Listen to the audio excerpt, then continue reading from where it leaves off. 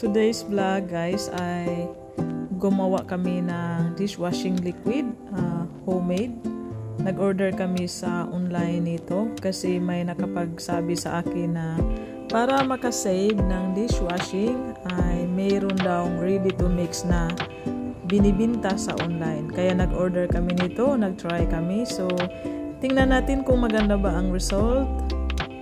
So itong isang pack ay 6 liters siya. Tapos ang tubig ay 5 liters.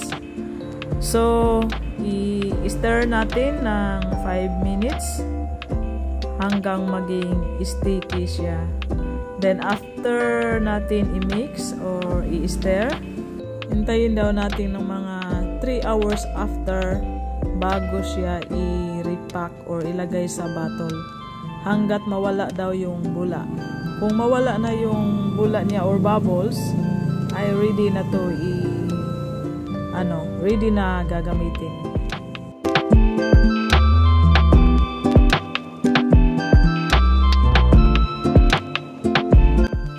So parang sticky na siya. So tapos nang ihalo, then takpan ng cover, then leave it in 3 hours.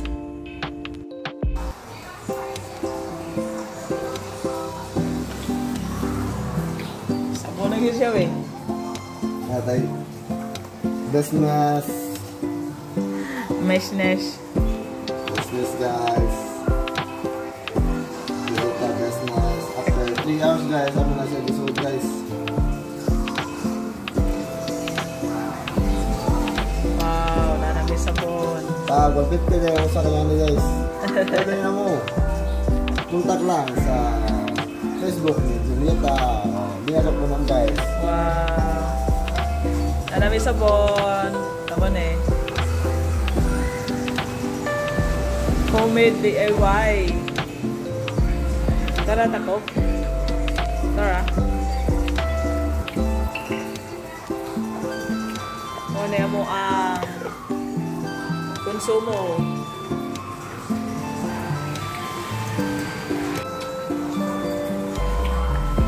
Another 1 liter. This is 5 liter.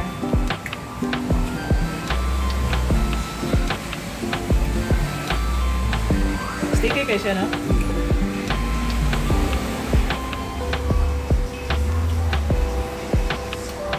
Kaya mag-business na may way, oh. Yan nila, katali, pangita akong kwarta, guys. Order lang. Contact Huawei. Sino siya?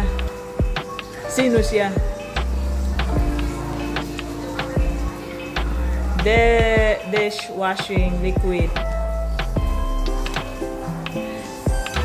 1 liter.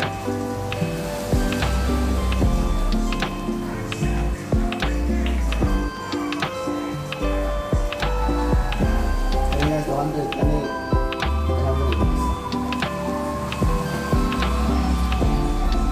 Kaya mong gigama ko na siya 5 liter. 125 na siya, we? Oh, 1 liter mo ni. 125.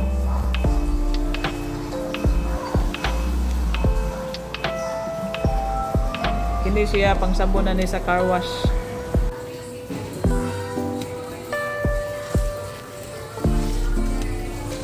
Charot! So, gawa siya sa burn. Kuya. Wala na, negosyo na talo eh. Dato na taan eh.